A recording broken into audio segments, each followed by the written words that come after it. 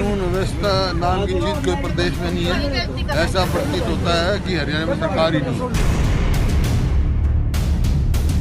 कोई नैतिकता बची है इस सरकार को तो जिम्मेदारी देनी चाहिए, गृह मंत्री को इस्तीफा देना चाहिए। बल्लभगढ़ में सरेआम युवती की गोली मारकर हत्या और पानीपत में युवती पर सरेआम तेजाब फेंकने की घटना ने साबित कर दिया है कि हरियाणा में कानून नाम की कोई चीज ही नहीं रह गई है। हरियाणा की जिस धरती से बेटी बचाओ अभियान की शुरुआत की गई थी, खट्टर राज में उसी हरियाणा में बेटियों की सरेआम हत्या हो रही है। सरेआम उन पर तेजाब फेंका जा रहा है और इस पर भी गृह मंत्री अपनी पुलिस की पीठ थपथपा रहे हैं। प्रदेश में महिलाओं के प्रति लगातार बढ़ रहे अपराध को लेकर राज्यसभा सांसद दीपेंद्र हुड्डा पिछले काफी समय से आवाज उठा रहे थे, लेकिन सरकार उस पर भी गंभीर नहीं हुई। यही कारण है कि एक ही दिन में बल्लभगढ़ में युवती की सरेआम गोली मारकर हत्या कर दी गई और पानीपत में एक युवती पर सरेआम तेजाब फेंककर उसका चेहरा जला दिया गया। इन घटनाओं को लेकर पूर्व मुख्यमंत्री भूपेंद्र सिंह हुड्डा ने सरकार पर निशाना साधते हुए कहा कि हरियाणा में सरकार नाम की कोई चीज नहीं है। हुड्डा ने कहा कि प्रदेश में आपराधिक घटनाएं बढ़ रही हैं, महिलाएं कहीं भी सुरक्षित नहीं हैं और सरकार चैन की नींद सो रही है। कानून व्यवस्था नाम की चीज कोई प्रदेश में नहीं है। ऐसा प्रतीत होता है कि हरियाणा में सरकार ही नहीं। कानून व्यवस्था चरमरा चुकी है। एक ही दिन में बेटियों के साथ हुई इन दो घटनाओं को लेकर राज्यसभा सांसद दीपेंद्र हुड्डा ने भी सरकार पर निशाना साधा।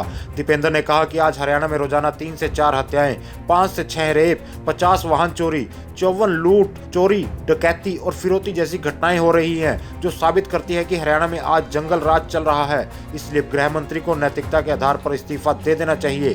दीपेंद्र ने कहा कि बेटियों के साथ हुई इन घटनाओं से प्रदेश कलंकित हो गया है। खट्टर राज में आज हरियाणा बेरोजगारी के साथ अपराध में भी नंबर 1 बन गया है।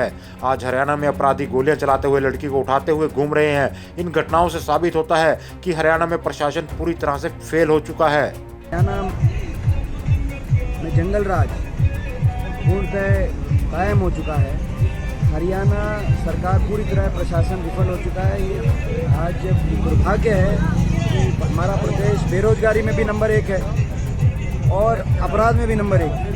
मैं समझता हूँ कि इससे ज़्यादा दुर्भाग्य अब तो खुले तौर दंदनाते हुए अपराधी घूम रहे हैं, गोलियां बरसाते हुए, लड़कियों को उठाने के प्रयास करते हुए। इससे ज़्यादा जंगल राज की स्थिति हरियाणा में हमने कभी नहीं देखी। 2 चीज़ों में हरियाणा नंबर 1 हो गया खट्टर सरकार में, अपराध में नंबर 1 हो गया और बेरोजगारी में नंबर 1 हो गया। तो शर्म आनी चाहिए सरकार को।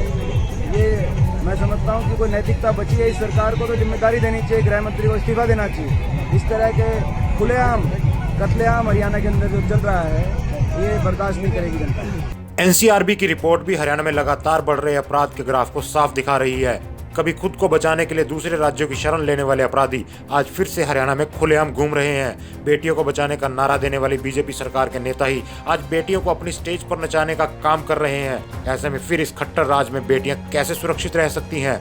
इतना ही नहीं, बल्लभगढ़ की घटना में लड़की के परिवार की ओर से 2018 में भी आरोपी लड़के के खिलाफ पुलिस में शिकायत दी गई थी, लेकिन उस पर भी कोई कार्रवाई नहीं हुई। यदि उस समय पुलिस सख्त कदम उठाती तो शायद आज ये लड़की जीवित होती। इस पर भी हद तो तब हो गई जब इस घटना के बाद गृह मंत्री ने कहा कि वे हर किसी को पर्सनल सुरक्षा नहीं दे सकते।